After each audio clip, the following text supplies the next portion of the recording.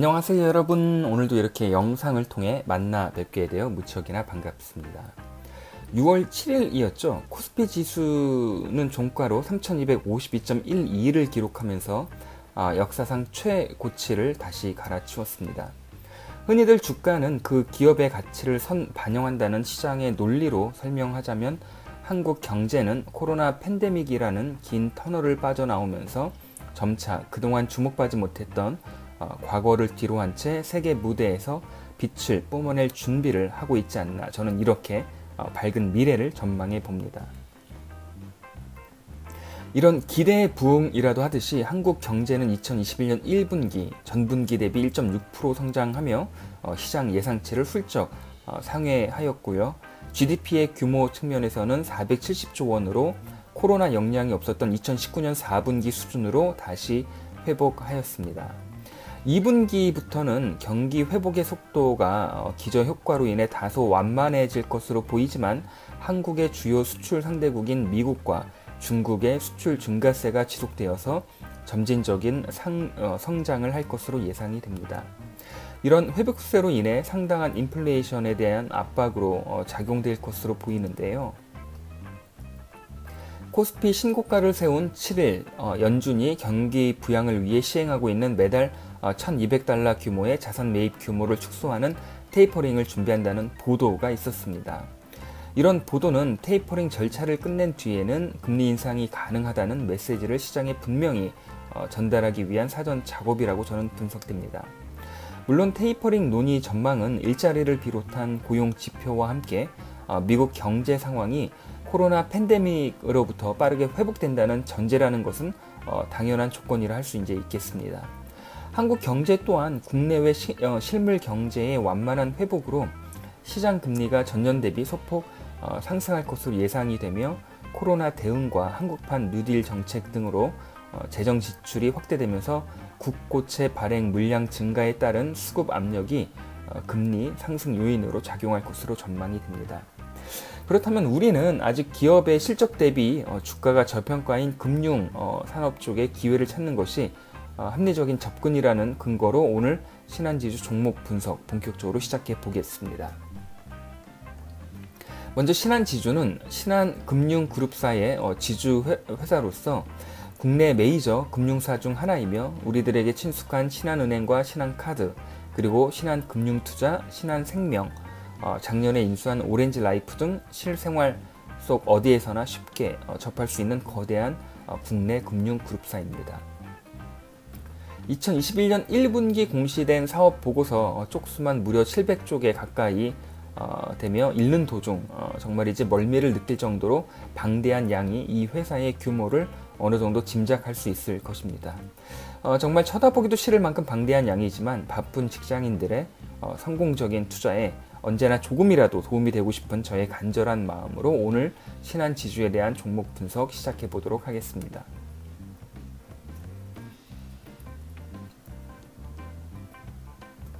기업 분석에 앞서 간단히 이 종목에 대한 투자 포인트 두 가지만 먼저 언급하고 이어가겠습니다. 첫 번째는 주주 가치를 높이기 위해 신한지주는 공식적인 자리에서 여러 차례 시장에 사인을 보내고 있는데요. 바로 자사주 매입이나 소각으로 주주 환원 정책을 예고하고 있습니다. 만약 시장에 유통 중인 주식 수가 줄어든다면 당연히 주가는 올라갈 것입니다. 그리고 주주 환원에 대한 또 다른 방법적 접근인데 바로 중간 배당에 대한 입장을 계속적으로 주주들에게 약속을 하고 있습니다. 주식회사의 본질이라고 할 수 있는 주주 가치를 위해 여러 경로를 통해 이익을 환원한다는 기본 정책을 예고하고 있다는 것은 투자에 있어 투자자에게는 아주 큰 매력이 아닐까 생각됩니다. 두 번째는 바로 은행의 이자 수익 외에도 비은행 비이자 수익에 대한 가파른 성장세입니다. 1분기 신한금융지주 비은행 계열사 순이익이 6,200억 원이죠. 지난해 1분기 3,373억 원에 비해 83%나 뛰었습니다. 계열사별로는 비은행 주력 계열사인 신한카드와 신한금융투자가 나란히 이제 1,681억 원의 순이익을 올렸고요. 신한생명, 오렌지라이프, 신한캐피탈 등은 각각 728억, 1,077억, 592억의 순이익을 냈다는 것입니다. 은행과 비은행, 이자와 비이자 수익에 대한 고른 매출 신장세와 함께 주주 가치를 높이는 신한지주는 현재 과도한 저평가 구간에 참으로 매력적인 투자 종목이 아닐까 저는 개인적으로 생각을 해봅니다. 신한지주와 함께 신한금융그룹에서 가장 비중이 큰 신한은행에 대한 역사를 잠시 이야기 드리겠는데요. 한국의 근대사를 보면 1945년 광복 이후에 일본에서는 여러 제1한국인 단체들이 있었습니다. 그중 하나가 제1본 대한민국 민단이라는 우익단체가 1948년 대한민국 정부 수립 이후에 공인단체로 이제 인정을 받아 활동을 하고 있었습니다. 이 단체는 1950년 한국 전쟁 때 의용군을 조직해서 참전도 했을 뿐만 아니라 1964년 도쿄 올림픽 때 한국인들의 올림픽 참가를 돕기도 했다고 하고 1997년 외환위기 때에는 외화 송금 운동을 벌이기도 했다고 합니다. 이 단체는 한국의 경제적 원조를 목적으로 1974년 제1경제인을 중심으로 제1한국인투자협회를 조직하기도 했는데요. 이때 제1한국인 이름으로 540억 원을 모금해서 88 올림픽 때 한국을 원조하기도 하였습니다.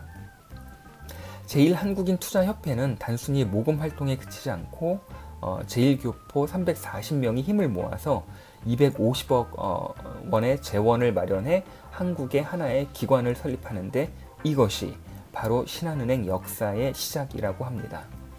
250억이 기반이 되어서 국내 최초의 민간은행인 신한은행이 1982년에 설립이 되는데 이러한 역사적 배경으로 인해 아직도 신한은행이 일본 자본으로 만들어진 은행으로 시중에 알려져 있기도 합니다. 어쨌든 제가 볼 때에는 한국 경제 성장이 한창일 때 정부가 투자한 은행들과는 다르게 민간 자본이 활성화되어 설립한 최초의 민간은행이라는 것에 큰 의미가 있지 않을까 생각해 봅니다. 신한은행 설립 당시 초대 주주의 지위를 가지고 있었던 당시 멤버들은 사실상 신한지주의 주주로 현재까지 남아있지만 시간이 지남에 따라 원래 창립한 멤버 340명에서 상속과 증여 등 점차 숫자가 늘어서 현재에는 약 5,000명 정도에 이른다고 합니다. 이들의 보유 지분은 모두 합해서 약 17% 내외가 된다는 기존 언론 보도가 있었고요. 이러한 원로 주주들은 간친회라는 모임을 중심으로 굉장히 단합된 목소리를 내고 있다고 하는데 이들의 영향력이 막강해서 신한그룹 사장단이 이 간친회와 어느 정도 이제 회동을 한다고 이렇게 전해지고 있고 사장단 인사에 좀 영향을 미친다고 여전히 미친다고 합니다. 1982년 시작되었던 신한은행의 역사는 2001년 신한금융지주로 지주회사 출범과 함께 비약적인 그룹의 발전사를 다시 한번 시작하게 되는데요. 이것은 은행 포함한 많은 금융사들이 IMF의 파고를 견디지 못하고 쓰러져갈 때 신한은행은 오히려 뼈를 깎는 고통으로 금융개혁을 성공적으로 받아들이고 넘어서면서 드디어 2001년 신한금융지주사를 출범시킵니다. 신한은행은 IMF 환란을 통해 각고의 체질 개선과 경쟁력을 만들어서 당시 부실해진 여러 금융사들을 공격적으로 이제 인수를 하게 되는데 2001년 지방은행인 제주은행을 시작으로 굿모닝 증권을 그룹사로 편입시키게 됩니다. 그리고 이제 한국의 최초의 이제 은행이라고 할 수 있는 역사와 전통을 자랑하는 100년 이상의 조흥은행을 2006년 인수합병을 하게 됩니다.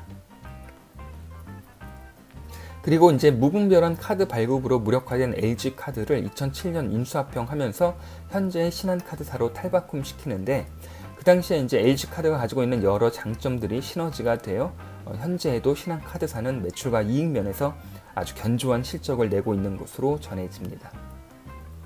마지막으로 작년이었죠. 오렌지라이프를 인수하던 작업이 드디어 올해 마무리가 되어서 완전 자회사로 신한금융그룹사에 편입이 됩니다. 이 당시 오렌지라이프와의 주식 교환 비율이 0.66 정도로 사실 오렌지라이프 주주들이 어쩔 수 없이 신한지주로 눈물을 흘리면서 넘어오신 주주분들도 꽤 있을 것으로 생각이 듭니다. 이렇게 신한지주는 몸집을 불리며 국내 거대한 메이저 시중은행 중 하나로 명확하게 자리를 넓혀가고 있습니다. 신한지주 종목의 개요를 잠시 살펴보시면요. 현재 시가총액이 21조 7천억이고 퍼가 약 6배가 조금 안 되고 있습니다. PBR이 0.5배 수준인데요. 이 수치가 의미하는 것은 기업이 가지고 있는 현재 장부상 자산이 현재 주가의 2배 수준이라는 것입니다. 회사가 망해서 가지고 있는 자산을 현재 주식을 모두 다 처분해줘도 현재 주가만큼 자산이 남을 정도라고 하는 것이니 이 종목이 얼마나 저평가 상태인지를 잘 말해주고 있습니다. 그리고 21년 1분기 영업이익률이 무려 24%입니다. 저는 이것을 보면서 정말 웬만한 제조업에 투자하시는 것보다 금융업 쪽 투자가 보다 현명하지 않을까 다시 한번 좀 생각하지 않을 수가 없는데요. 일반 제조업 분야에서 영업이익률이 2자리 숫자를 기록하는 것이 사실 쉽지가 않습니다. 돈으로 장사하는 금융업 쪽 영업이익률이 굉장히 뛰어나다는 것이 다시 한번 시사하는 바가 클 것 같습니다. 이 회사의 과거 10년간의 주가 흐름을 살펴보겠는데요. 2017년 55,000원 최고점을 기록하면서 서서히 하락하다 심지어 코로나가 한창인 작년 3월에는 2,000만원대까지 떨어지고 최근 서서히 올라오고 있는 상황입니다. 그 주가의 흐름은 아무래도 기업 가치를 반영한다는 논리가 강하기 때문에 과거에 이제 주가 패턴을 보면은 상승과 하락을 반복하면서 기업에 어떤 일이 있었는지를 확인하는 작업을 통해 가지고 그 투자에 대한 기회를 찾아보는 것도 또 다른 좋은 방법이 될 것 같은데요. 그 과거에 어떤 일들이 주가의 패턴으로 이어졌는지 조금 더 알아보도록 좀 하겠습니다. 그 신한지주사에 속해 있는 기업들의 주력 사업 분야인데요. 주로 신한은행의 은행업, 그다음에 신한카드의 이제 카드업, 그리고 이제 신한금융투자의 증권 투자업과 함께 신한생명, 오렌지라이프를 통한 생명보험업 등과 나머지 부분으로 나뉘어집니다. 주로 매출은 은행 부분과 비은행 부분으로 크게 나뉘어지는데요. 전체 매출 중 은행 부분이 차지하는 비중이 약 63%이고 카드업이 이제 카드 부분이 18%, 그 오렌지라이프 포함한 생명보험이 16%를 차지하고 있습니다. 보시면 은행의 본업인 이자 수익 외에 비이자 수익이 1분기 전년 대비 40% 증가하였다는 것인데요.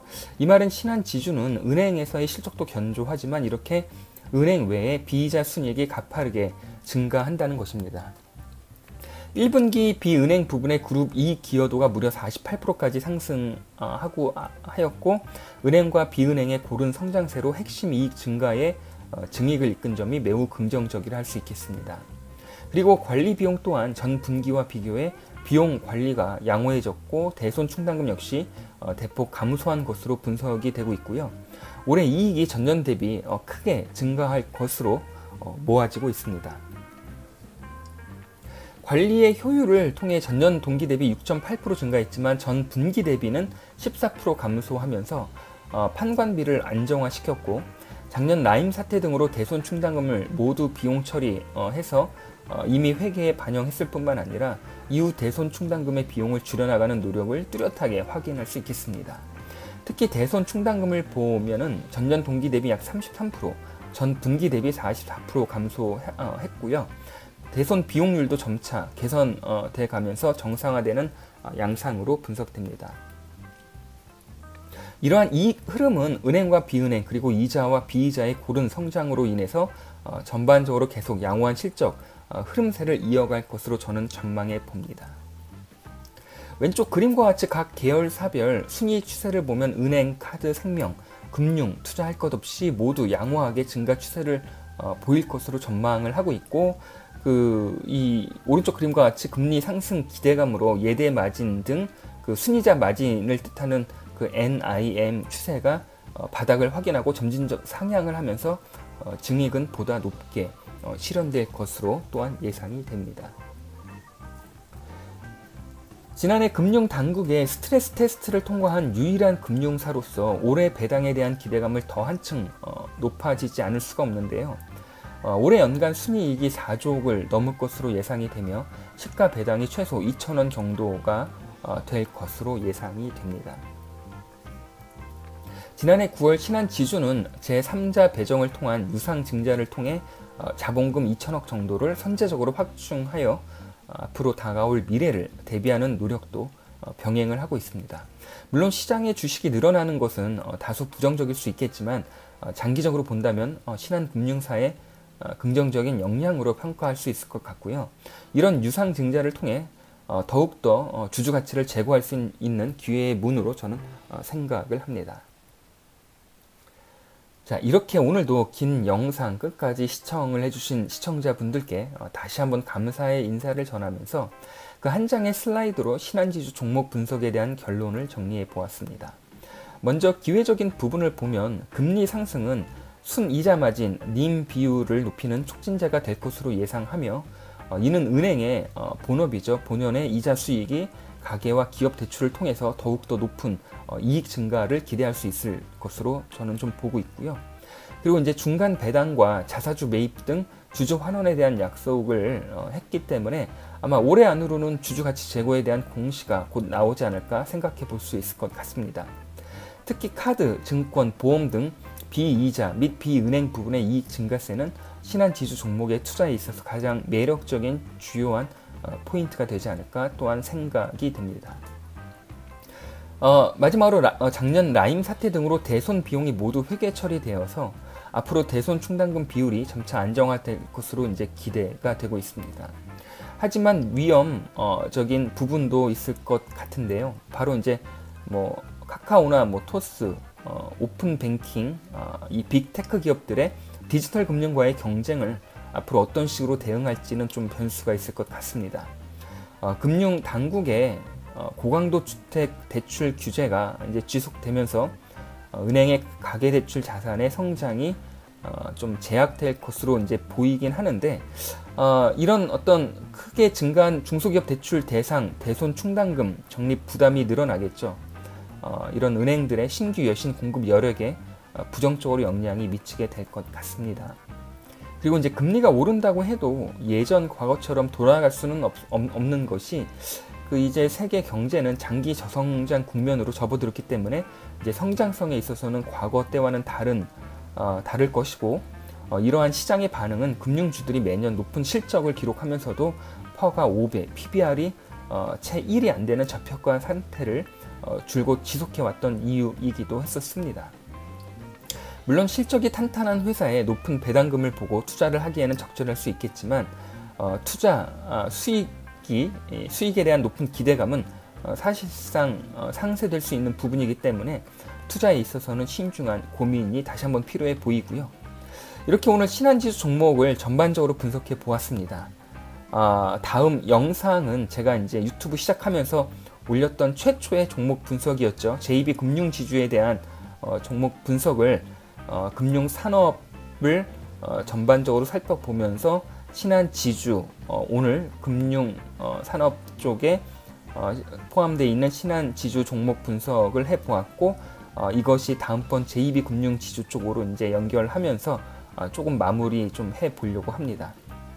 이렇게 다음에 JB금융지주에 대한 종목 업데이트를 좀 해드릴 계획이니까 많은 기대를 또 부탁드리고요. 저는 이만 여기서 물러가도록 하겠습니다. 감사합니다.